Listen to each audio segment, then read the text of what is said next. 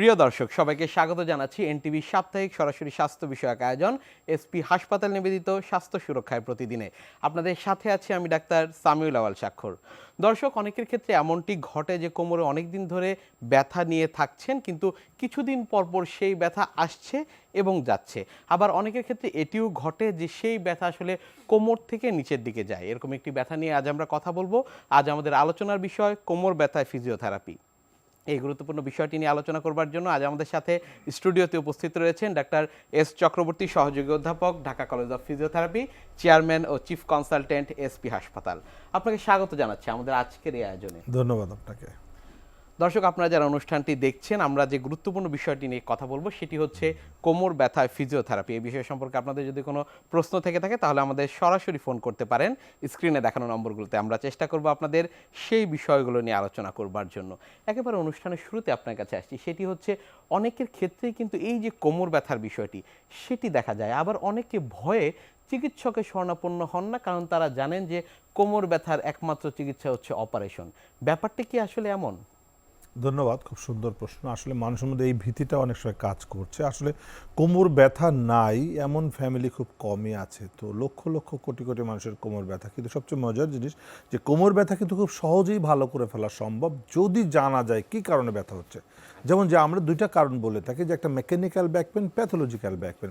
Mechanical back pain কিন্তু 100% সম্ভব অপারেশনবিহীন চিকিৎসা করা, যেটা আমরা করছি কনজারভেটিভ ট্রিটমেন্ট, ফিজিওথেরাপি বা রিহ্যাবিলিটেশনের মাধ্যমে সম্পূর্ণরূপে সুস্থ করছি। যেটা মেকানিক্যাল ব্যথা, যেটা যেমন ডিসপ্রোলাপস, আমরা কিন্তু সবাই জানি ডিসপ্রোলাপস একটা বড় সমস্যা কিন্তু এখন আমাদের বাংলাদেশে কোমর ব্যথাদের মধ্যে, কোমর ব্যথা রোগীদের মধ্যে। তা এই ডিসপ্রোলাপস কিন্তু 100% রিকভারি করা সম্ভব খুব শর্ট টাইমের মধ্যে, মাত্র 42 দিন যদি সর্বোচ্চ লাগে, 42 দিন ট্রিটমেন্টে কিন্তু সম্পূর্ণরূপে সুস্থ করা সম্ভব। কিন্তু এটা সঠিক চিকিৎসা না হওয়ার কারণে আস্তে আস্তে পেশেন্টটা কিন্তু ড্যামেজ হয়ে যাচ্ছে, যেমন পা অবশ হয়ে যাচ্ছে, ফুট ড্রপ হয়ে যাচ্ছে, হাঁটুর কার্টিলেজ ভেঙে যাচ্ছে, ডিসএবিলিটি চলে আসছে শুধুমাত্র ডিলে করার কারণে। ব্যথা ওষুধ খেয়ে খেয়ে খেয়ে রোগীরা ডিলে করছে, রোগটা আইডেন্টিফাই করতে সময় লেগে যাচ্ছে। চিকিৎসকের কাছে কখন যাবেন? সঙ্গে সঙ্গে যাওয়া উচিত, এবং প্রথম ডে 1 থেকে কিন্তু ফিজিওথেরাপি ট্রিটমেন্টটা যদি করে তাহলে কিন্তু এই আপামর জনসাধারণ যারা প্রতারিত হচ্ছে চিকিৎসা, তারা কিন্তু বিপদগ্রস্ত হবে না। কারণ যখনই পেন কিলার খাওয়া শুরু করলো তখনই মনে করেন বিপদগ্রস্ত শুরু হয়ে গেল, তার জীবনে একটা কাল নেমে আসবে। কারণ এই পেন কিলার তাকে আরও ধ্বংস করে দিবে। কারণ পেন কিলার হতে পারে একটা দুটা ডোজ, বাট কোমর ব্যথা রোগীদের জন্য first choice of treatment day 1 থেকেই আপনি যদি ফিজিওথেরাপি করেন তাহলে অসুখটা আর বাড়তে দেবে না। অসুখটা স্টপ হয়ে গেল, অসুখ ভালো হলে ব্যথা অটোমেটিক ভালো হয়ে যাবে। কিন্তু আপনি যত ব্যথা কমানোর চেষ্টা করবেন অসুখ তত বড় হতে থাকবে। যেমন ডিসপ্রোলাপস, যদি ফেটে গিয়ে জেল লিক করে, আপনি যত পেন কিলার খাবেন জেল তত বের হতে থাকবে, আস্তে আস্তে রোগীকে ড্যামেজ করে দিবে। আর প্যাথোলজির ক্ষেত্রে কিছু কিছু ক্ষেত্রে অপারেশনের প্রয়োজন আছে, আদারওয়াইজ অপারেশন কিন্তু খুব সামান্য নাম্বার অফ পেশেন্টের দরকার, আদারওয়াইজ দরকার নেই। সবাই কিন্তু কনজারভেটিভ ট্রিটমেন্টে ভালো করা সম্ভব, বাট আর্লি স্টেজ ডায়াগনোসিস হয় তাহলে রোগী খুব দ্রুত ভালো হয়ে যায়। একজন দর্শক এর মধ্যে আমাদের সাথে ফোন কলে যুক্ত হয়েছেন। দর্শক এই মুহূর্তে কে আছেন আমাদের সাথে, নাম বলে আপনার প্রশ্নটি করবেন। আসসালামু আলাইকুম। ওয়ালাইকুম আসসালাম। জি, আমি অনুপা বলছি পলাশী থেকে। জি, আপনার প্রশ্নটি করবেন। মানে আমার জি, আমরা মানে শুনতে আমার পাচ্ছি। কোমরে ব্যথার জন্য, মানে শুইলে জি, কোমরে ব্যথা হয়, জি। এজন্য মানে আমি কিছু জানতে চাইছিলাম। কতদিন যাবত ব্যথা হচ্ছে? আমার অনেকদিন যাবত, আমার নরমাল এমনি বাচ্চা হয়েছে, এরপর থেকে আর কি কোমরে ব্যথা। কোথাও ট্রিটমেন্ট নিচ্ছেন? সম্ভবত উনি কোথাও ট্রিটমেন্ট নিচ্ছেন না, কারণ একেবারে নতুন সমস্যার কথা বলছেন। অনেকদিন ধরে ব্যথা, দেখেন উনি অনেকদিন ধরে ব্যথা, উনি কিন্তু ব্যথাটাকে পাত্তা দিচ্ছে না বা যায় কোথায় যাবে বুঝতে পারছে না। এবং এরকম যারা আছে যখন শুচ্ছেন তখন আসলে তখন ব্যথা, তার মানে কি এই যে শুচ্ছে, শোয়ার পরে ওঠার সময় ব্যথাটা হচ্ছে, তার মানে এখানে ডিস বালজিং হয়ে আছে, মানে ডিস প্রোলাপস হবে। হওয়ার আগের মুহূর্তটা, সকালে ঘুম থেকে ওঠার সময় প্রচুর ব্যথা, ওটা হাঁটা চলা করলে আবার কমে যায়। তো শোয়াটাই তার জন্য খুবই দুর্বিষহ। শোয়ার আগে সে ভয় পায় যে শোয়ার পরে উঠবো কী করে। এটা আসলে সোজা ফিজিওথেরাপিতে ভালো, যে ফিজিওথেরাপিতে মাসেলকে বিল্ড আপ করতে হবে, ব্যাক মাসেলকে স্ট্রং করলে ওই যে ডিস বালজিং মানে ফাটল ধরেছে, ফাটাটা রিপেয়ার হয়ে যায়। মানে একটা জায়গাটা চটে গিয়েছে, মানে একটা কুঞ্চির একটা জায়গা চটে গিয়েছে, জোরে চাপ দিলে ভেঙে যাবে। সো ভাঙার আগ মুহূর্ত, দর্শক আমি আপনাকে সাজেস্ট করবো আপনি একজন ফিজিওথেরাপি বিশেষজ্ঞের পরামর্শ নিয়ে ফিজিওথেরাপি করেন, কিছু এক্সারসাইজ শিখিয়ে দেবো, এটা করলে ইনশাল্লাহ সুস্থ হয়ে যাবেন। ধন্যবাদ আপনাকে। নিশ্চয়ই, অনেকেই তো ফিজিওথেরাপি করছেন কিন্তু তারপরে আসলে ভালো হচ্ছে না, কেন এমনটি হচ্ছে? ফিজিওথেরাপি যে করছেন এই ফিজিওথেরাপিতে মানে গরমিল ফিজিওথেরাপি বাংলাদেশে অ্যাকচুয়ালি কোয়ালিফাইড ফিজিওথেরাপির সংখ্যা খুবই কম, যে কারণে মানুষ কিন্তু প্রচুর পরিমাণে প্রতারিত হচ্ছে, আর্থিকভাবে ক্ষতিগ্রস্ত হচ্ছে, রোগটাকে বড় করে ফেলছে, ডিসএবিলিটি চলে নিশ্চয়ই, আসছে। কোথায় আসলে ফিজিওথেরাপি নেবেন সেটি নিয়েও আপনার কাছ থেকে আমরা জানবো, তবে তার আগে আরেকজন দর্শক ফোন কলে যুক্ত হয়েছেন। দর্শক এই মুহূর্তে কে আছেন আমাদের সাথে, নাম বলে আপনার প্রশ্নটি করবেন। জি, আমার নাম জি শফিক, আমি নোয়াখালী চাটকিল থেকে বলছি। জি জি। আপনার প্রশ্নটি করবেন। আমি প্রশ্ন হলো, আমি আবুধাবি একটা অপারেশন করছিলাম, বুঝছেন নি, গাঁয়ের। জি। এখন আমার ইনশাল্লাহ মোটামুটি ভালোই আছে, কিন্তু মাঝে মাঝে আবার ব্যথাটা উড়ে, কথা বুঝছেন নি? আচ্ছা, এখন এই ব্যথার জন্য আমি কি করতে হবে, আপনি আমার একটু পরামর্শ দিবেন আর কি, এইটুকু, আর কিছু না। আচ্ছা, এখন আপনি আছেন কোথায়? আমি নোয়াখালী চাটকিলে আছি। আচ্ছা, আপনার কি ঘাড়ের কি অপারেশনের পরে কোনো এমআরআই করেছেন? এমআরআই, হ্যাঁ এমআরআই, মানে অ্যাস্ট্রোডাসে দেখেন আমার মোটামুটি ভালোই ছিল, এখন মনে করেন মোটামুটি ভালো আছি, মাঝে মধ্যে মানে ব্যথাটা উঠে আর কি। জি, ধন্যবাদ, আমরা বুঝতে পারি যেটা অপারেশন করছে, ঘাড়ের অপারেশন করেছে, মাঝে মাঝে ব্যথা আসে, তার মানে কি তার ঘাড়ে ডিসপ্রলাপ ছিল, সেটা হয়তো ডিস্টার্ব করছে। এখানে মাসলকে স্ট্রং করতে মানে রিহ্যাবিলিটেশনটা করলে উনি সম্পূর্ণ সুস্থ হয়ে যাবে। অপারেশনের পরে যে রিহ্যাবিলিটেশনটা করা উচিত ছিল সেটা উনি করেন না, ডিলে করেছে, সঙ্গে সঙ্গে করতে হয়, যেটা এখন করলে উনি সম্পূর্ণ সুস্থ হয়ে যাবে। দর্শক, আমি আপনাকে সাজেস্ট করবো আপনি অবশ্যই একজন ফিজিওথেরাপি বিশেষজ্ঞ আছে, ফিজিওথেরাপির মধ্যে মাসলকে স্ট্রং করলেই আপনি সম্পূর্ণ সুস্থ হয়ে যাবেন, মাঝে মাঝে আর ব্যথা উঠবে না। ধন্যবাদ আপনাকে। আরেকজন দর্শক আমাদের সাথে ফোন কলে রয়েছেন। দর্শক এই মুহূর্তে কে আছেন আমাদের সাথে, নাম বলে আপনার প্রশ্নটি করবেন। আসসালামু আলাইকুম। জি ওয়ালাইকুম আসসালাম। আমি তুফাইল আহমেদ বলছিলাম। জি আপনার প্রশ্নটি করুন, আমরা আপনাকে শুনতে পাচ্ছি। বলছি আমি তুফাইল আহমেদ বলছিলাম। জি দর্শক, আপনার টিভির ভলিউমটি কমিয়ে দিয়ে আমাদের প্রশ্নটি করবেন। হ্যাঁ, কমাইছে, ভলিউমটা কমাইছে আপনার। জি আবার ডান্ডেনাস আপনার ওই মানে একদিন আগে আর কি এটা একটু ব্যথা পাওয়া গেছিল, কিন্তু ইদানিং মানে এটা আচ্ছা, মানে সারাক্ষণ মানে ব্যথা থাকে, এবং কি আপনার ওই হাতটা দিয়ে আমি মানে এক দুই কেজি জিনিস আর কি লুট নিতে পারি না। জি আপনার কি ঘাড়ে কোনো ব্যথা আছে? না, গাড়ি কোনো কোনো ব্যথা নাই। চিকিৎসা করেছেন? হ্যাঁ, আপনার আমার ব্যথাটা শুধু ডান্ডেনা কুনিতে আর কি। জি, এখানে শোল্ডার জয়েন্টে। হাত ঘোরাতে কষ্ট হয়? হ্যাঁ, হাত ঘোরাতেও কষ্ট জি, হয়, আমরা বুঝতে অনেক পারছি, সময় দর্শক। দেখা গেছে হাতটা যদি মানে এক জায়গায় ব্যবহার করে রাখি, তারপরে ওটা আবার সোজা করতেও কষ্ট হয়। জি, ধন্যবাদ। যেটা হলো ফ্রোজেন শোল্ডার, এটা আসলে ক্যাপসুলাইটিস থেকে ফ্রোজেন শোল্ডার হচ্ছে শোল্ডার জয়েন্টে ব্যথা, হাতটা নাড়াচাড়া করতে গেলে পেইন হচ্ছে, এটা ফিজিওথেরাপি দিলে ভালো হয়ে যায়। দর্শক, আমি সাজেস্ট করবো যে এখানে ফিজিওথেরাপি লাগবে, আপনি অবশ্যই একজন ফিজিওথেরাপি বিশেষজ্ঞের পরামর্শ নিয়ে ফিজিওথেরাপি করেন, ফিজিওথেরাপির মাধ্যমে এটাকে সম্পূর্ণ সুস্থ করে দিতে পারবে। ধন্যবাদ আপনাকে। এক্ষেত্রে কেউ কোনো পরীক্ষা নিরীক্ষার প্রয়োজন হবে কিনা? ইউজুয়ালি তেমন একটা প্রয়োজন হয় না, বাট একটা স্টে করতে পারে যদি এরপরও যদি দেখা যায় সন্দেহ থাকে যে অনেক সময় কিন্তু শোল্ডার জয়েন্টের মধ্যে টিউমার হতে পারে, টিবি হতে পারে, এখানে কিন্তু অনেক ঝামেলা আছে। তো জাস্ট এটা হিস্ট্রি থেকে আমরা কনফার্ম হই যে তার আসলে কি অন্য কোনো সমস্যা থাকতে পারে কিনা।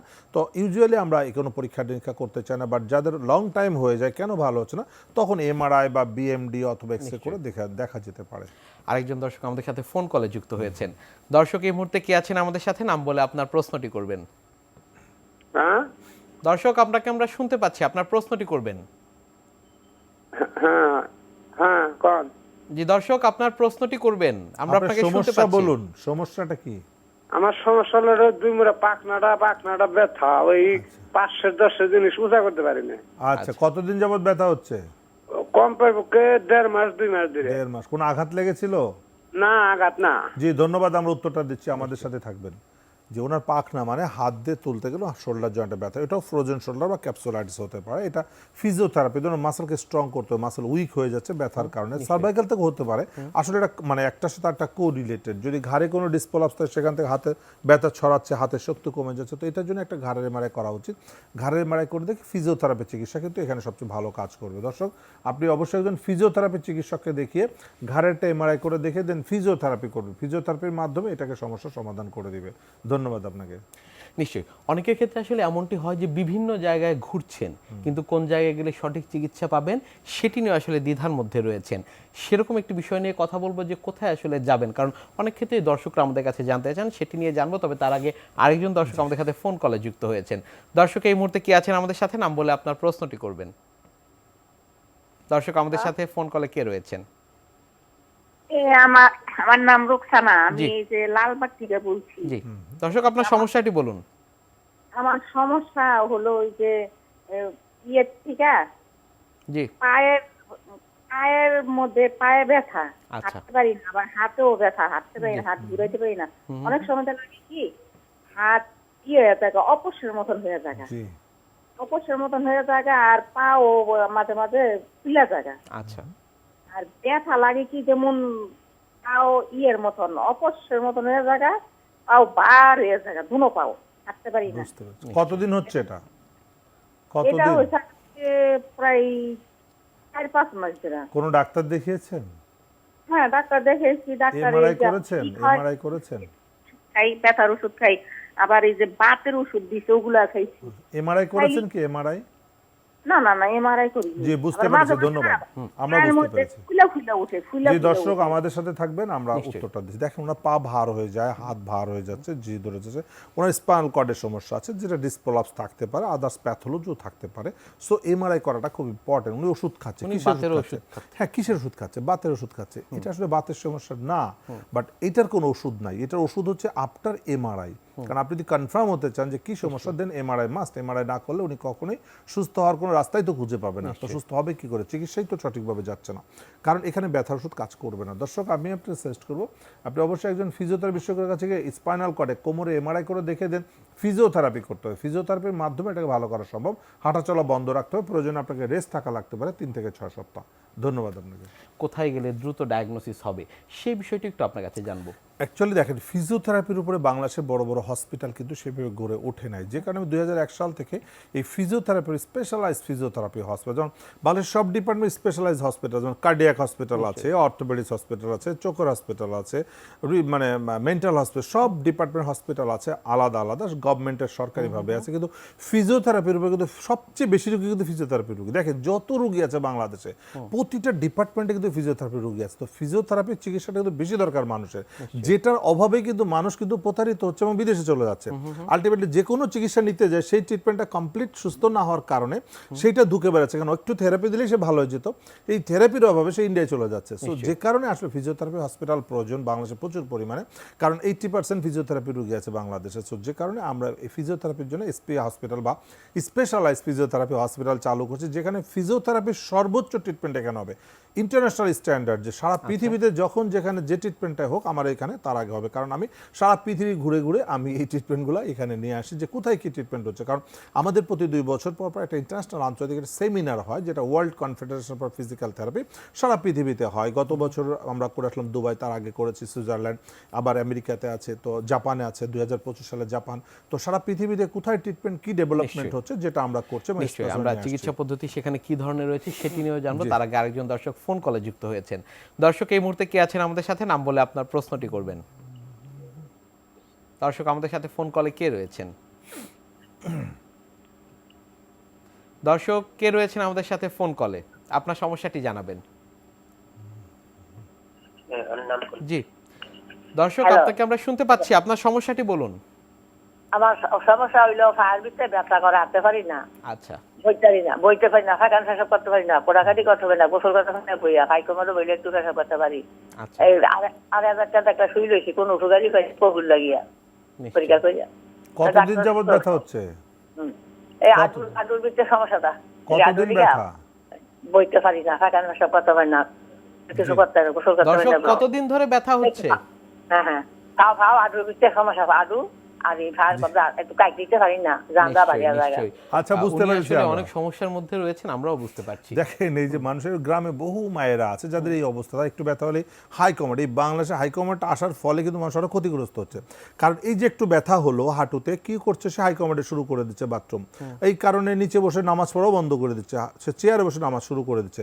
আস্তে আস্তে হাঁটু আরো ক্ষতিগ্রস্ত হচ্ছে, ডিজাবেল হয়ে যায়। এরকম হাজার হাজার লক্ষ লক্ষ মানুষ ডিজাবেল হয়ে যাচ্ছে। তো যদি হাইকমান্ডটা না হতো, এই কনসেপ্টটা না আসতো, জোর করে টয়লেট করলে কিন্তু ভালো থাকতো, অনেকটা ব্যথা থাকলেও সে সুস্থ থাকতো। আসলে যে আমাদের শরীরটাকে ফ্লেক্সিবল করার জন্য 3টা কাজ খুব ইম্পর্টেন্ট। একটা হচ্ছে নিচে বসে টয়লেট করা, নিচে বসে ভাত খাওয়া এবং নামাজ যেটা পড়ছে, এই 3টা কাজ স্বাভাবিক করতে পারলেই, কষ্ট হলেও করা উচিত, কারণ একজন সুস্থ মানুষের জন্য এর থেকে ভালো এক্সারসাইজ হয় না। নিশ্চয়ই। এই তিনটে কিন্তু আমরা এখন আস্তে আস্তে উল্টায় ফেলছি, সব চলে আসছে হাই কমোড, ডাইনিং টেবিল এবং দর্শক তাহলে এখন কি চেয়ার। করবেন? উনি ওনাকে শুধু আসলে ওনার তো পুরো বডিটাই হলো আনফিট, ওই কথাতেই বোঝা যাচ্ছে ফিটনেস নাই। ওনার স্পাইনাল কর্ডের সমস্যা আছে, ওনার হাঁটুর মধ্যে সমস্যা আছে, ওনার ঘাড়ে কোমরে সব জায়গায় সমস্যা। এটার জন্য ওনাকে এমআরআই করে ফিজিওথেরাপি বা রিহ্যাবিলিটেশন ট্রিটমেন্ট যদি করা যায় 4 থেকে 6 সপ্তাহ, তাহলে উনি আবার নিচে বসে নামাজ পড়তে পারবে, নিচে বসে টয়লেট করতে পারবে, সবই করতে পারবে। দর্শক, আমি আপনাকে সাজেস্ট করব আপনাকে একটা ফিজিওথেরাপি হসপিটালে ভর্তি থেকে 4 থেকে 6 সপ্তাহ চিকিৎসা করতে হবে। ফিজিওথেরাপি চিকিৎসা বা রিহ্যাবিলিটেশন চিকিৎসার মাধ্যমে কমপ্লিট সলিউশন, যেটা আমরা এসপি হসপিটালে করে থাকি, যে একই আমব্রেলার নিচে সমস্ত চিকিৎসা আছে। এই রোগের যত ধরনের সমস্যা, সব সমস্যার সমাধান করার জন্য এসপি হসপিটালের বিকল্প আসলে নাই। কারণ অন্য জায়গায় গেলে একটা ট্রিটমেন্ট হবে, এখানে সবগুলা ট্রিটমেন্ট করা সম্ভব। এরকম হসপিটালে ভর্তি থেকে 4 থেকে 6 সপ্তাহ ট্রিটমেন্ট করলে উনি আবার স্বাভাবিক জীবনযাপন করতে পারবেন। নিশ্চয়ই। আরেকজন দর্শক আমাদের সাথে ফোন কলে যুক্ত হয়েছেন। দর্শক এই মুহূর্তে কে আছেন আমাদের সাথে, নাম বলে আপনার প্রশ্নটি করবেন। হ্যালো, জি দর্শক, আপনাকে আমরা শুনতে পাচ্ছি, আপনার আমি প্রশ্নটি করবেন। মোহাম্মদ জহিরুদ্দিন রাজশাহী থেকে বলছি। জি আমার ডাইন হাতের কন্যাতে খুব ব্যথা 3 মাস ধরে। আচ্ছা, হাত লাড়াচাড়া করতে পারি না, উপরে উঠতে পারি না, জি। ঘুরতে পারি না। এখন কি করা যায়? কি চিকিৎসা করেছেন 3 মাস? চিকিৎসা করাইছে আমি কিডনি রোগী। আমি কিডনি ডাক্তার আনোয়ার খানের অধ্যাপক আব্দুল সামাদের কাছে গেছিলাম। একটা ব্যথার ওষুধ দিচ্ছে 150 পরে, কিছুই হয় না, 2 ব্যথা খাওয়া হয়ে গেল। জি ধন্যবাদ। দেখেন আসলে কিডনির রোগী ব্যথার ওষুধ খাওয়া তো এমনি রিস্কি, তারপর তো খাওয়া যাবে না, কিন্তু তাহলে ব্যথা কি হবে? দর্শকের প্রশ্নের সাথে আমি একটি বিষয় একটু যোগ করতে চাই, সেটি হচ্ছে উনি কিডনি সমস্যায় ভুগছেন এবং সাথে আসলে ওনার ব্যথার সমস্যা রয়েছে।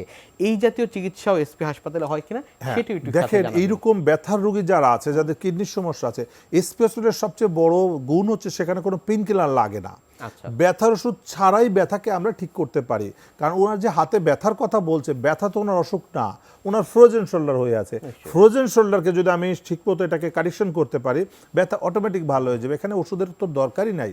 তারপরে পেন কিলার খাচ্ছে, ওনার কিডনি তো আরও ক্ষতিগ্রস্ত হবে। সো যারা পেন কিলার খেতে পারছেন না এবং যাদের খাওয়ার দরকারও নাই, এসপি হসপিটাল পেনকিলার মুক্ত, এসপি হসপিটাল অপারেশন মুক্ত। এখানে অপারেশন আমরা করবো না, অপারেশন বিহীন চিকিৎসা করছি আমরা। এ পর্যন্ত অলমোস্ট 1 লক্ষ রোগীকে ট্রিটমেন্ট করেছি অপারেশন বিহীন, যাদেরকে অপারেশন করার কথা বলেছি। দর্শক তাহলে কি করবেন এখন? ওনার ফিজিওথেরাপি দিতে হবে, এখানে কোনো ওষুধের দরকার নাই, ওষুধ একদম বন্ধ, জাস্ট ফিজিওথেরাপির মাধ্যমে এটাকে। দর্শক, আমি আপনাকে সাজেস্ট করবো অবশ্যই একজন ফিজিওথেরাপি বিশেষজ্ঞর কাছে গিয়ে, হসপিটালে গিয়ে আপনাকে ফিজিওথেরাপি চিকিৎসার মাধ্যমে এটাকে সুস্থ করতে হবে। এখানে কোনো ব্যথা ওষুধের প্রয়োজন হবে না। ধন্যবাদ আপনাকে। আরেকজন দর্শক আমাদের সাথে ফোন কলে রয়েছেন। দর্শক এই মুহূর্তে কে আছেন আমাদের সাথে, নাম বলে আপনার প্রশ্নটি করবেন। আসসালামু আলাইকুম। জি ওয়ালাইকুম আসসালাম। জি, আমার নাম নীলুফা ইয়াসমিন, আমি শাহজাদপুর থেকে বলছি। জি, আপনার সমস্যাটি বলুন। হ্যাঁ, আমার পায়ে, বাম পায়ে ব্যথা। জি, হ্যাঁ, কতদিন ধরে সমস্যা? আমার যে 20 দিন যাবত ব্যথা। কোনো চিকিৎসা করেছেন? হ্যাঁ, চিকিৎসা নিচ্ছি, ডাক্তার চিকিৎসা আমার ওষুধ দিচ্ছে। ওষুধ ওষুধ, হ্যাঁ ওষুধ খাচ্ছি। যে ব্যথাটা কেন হচ্ছে জানেন? না, ব্যথাটা কেন হচ্ছে জানি না। বাতে, ডাক্তারে বলছে বাতের ব্যথা। ব্যথার ব্যথা। ব্যথাটা কোথা থেকে কোথায় যায়? ব্যথাটা যে বাম পায়ে থেকে আপনার এই যে আঙ্গুলে থেকে আঙ্গুলে, বাম পায়ে থেকে আঙ্গুলে ব্যথা হয়। কোমরে কোনো ব্যথা আছে? কোমরে? হ্যাঁ, কোমরে ব্যথা হয়। জি, হ্যাঁ, জি, আমরা বুঝতে পেরেছি, ধন্যবাদ। দেখেন, ওনার আসলে বাতের সমস্যা বলে ব্যথার ওষুধ খাওয়ানো হচ্ছে। আসলে ব্যথার ওষুধে এই রোগটা আরো বড় হয়ে যাবে, এইভাবে রোগীরা কিন্তু ক্ষতিগ্রস্ত হচ্ছে। এটা ফিজিওথেরাপি দিলে ভালো হয়ে যেত, ওষুধের দরকার নেই। কারণ তোর কোমরের সমস্যা আছে, হিস্ট্রি থেকে আমরা বুঝতে পেরেছি। যদি সে এমআরআই করতে নাও পারে, ফিজিওথেরাপি দিলে এটা ভালো হয়ে যাবে 99%। যদি এরপরও সন্দেহ থাকে আমরা এমআরআই করে দেখতে পারি। দর্শক, আমি আপনাকে সাজেস্ট করবো যে আপনি পেন কিলার না খেয়ে একজন ফিজিওথেরাপি বিশেষজ্ঞের কাছে গিয়ে ফিজিওথেরাপি চিকিৎসা করেন। প্রয়োজনে কোমরে একটা এমআরআই করে দেখে নেবেন, মেরুদণ্ডে কি সমস্যা আছে ওটাকে সমাধান করলে ইনশাআল্লাহ সুস্থ হয়ে যাবেন। ধন্যবাদ আপনাকে। আরেকজন দর্শক আমাদের সাথে ফোন কলে রয়েছেন। দর্শক এই মুহূর্তে কে আছেন আমাদের সাথে, নাম বলে আপনার প্রশ্নটি করবেন। দর্শক আমাদের সাথে কে রয়েছেন ফোন কলে? হ্যালো, আসসালামু আলাইকুম। জি ওয়ালাইকুম আসসালাম। এই যে বসলে জি জি উঠতে গেলে কোমর অনেক ব্যথা করে, আটকাত অনেক ব্যথা করে। আচ্ছা। এর জন্য আমি কি করতে পারি? কতদিন যাবত ব্যথা হচ্ছে? এই 5-6 মাস ধরে। 5-6 মাস। কোনো ডাক্তার দেখিয়েছেন? না, কোনো ডাক্তার দেখাই না, এমনি ওষুধ এনে না খাইছি। জি ধন্যবাদ। আমরা উত্তরটা দেখেন, উনিও কিন্তু ওষুধ খাচ্ছে, বসলে উঠতে পারে না। এর কি ওষুধ হতে পারে? মজার জিনিস, আসলে তোর কোনো ওষুধই নাই, বসতে উঠতে পারে না, তার মানে পায়ের শক্তি কমে গেছে। পায়ের শক্তি কেন কমে গেছে? নিশ্চয়ই মেরুদণ্ডে নার্ভ ইনজুরি, তার মানে ডিসপ্রলাপস অথবা কোনো প্যাথোলজি থাকতে পারে। এখন কি আছে, আমাদের কোমরটাকে চেক করতে, এটা কোমর থেকে রোগটা যাচ্ছে। দর্শক, ওষুধ খেয়ে কোনো লাভ হবে না, আপনি অবশ্যই একজন ফিজিওথেরাপি বিশেষজ্ঞের কাছে গিয়ে কোমরে একটা এমআরআই করে দেখবেন, কারণ এখানে ডিসপ্রলাপস থাকতে পারে অথবা কোনো প্যাথোলজি থাকে। অনেক সময় আমরা টিউমার পেয়ে থাকি যেটা আরও ডেঞ্জারাস। সো অবশ্যই একবারের জন্য হলেও দেখে নেওয়া উচিত। সো অবশ্যই একটা এমআরআই করে দেখে ফিজিওথেরাপি করেন। ফিজিওথেরাপির মাধ্যমে পায়ের শক্তি ফিরে আসলে আপনি আবার দিব্যি উঠবোস করতে পারবেন, কোনো সমস্যা থাকবে না। ধন্যবাদ আপনাকে। নিশ্চয়ই। দর্শকদের আরেকটি ভিন্ন বিষয় জানবার রয়েছে, সেটি একটু আপনার কাছ থেকে জানতে চাই। সেটি হচ্ছে স্ট্রোক পরবর্তী সময় ফিজিওথেরাপির যে ভূমিকা, সেটিকে আসলে এসপি হাসপাতালে হয় কিনা? দেখেন, এসপি হসপিটাল হচ্ছে স্ট্রোক রোগীদের জন্য রিহ্যাবের জন্য চমৎকার একটা হসপিটাল, যেটা লেটেস্ট প্রযুক্তি, যে টিএমএস, ট্রান্সকিউটারাস ম্যাগনেটিক স্টিমুলেশন, যেটা 2007 সালে আমি লন্ডনের ইউসিএল থেকে, ইউনিভার্সিটি কলেজ অফ লন্ডন থেকে আমি ওটার উপর ট্রেনিং করে এসেছিলাম।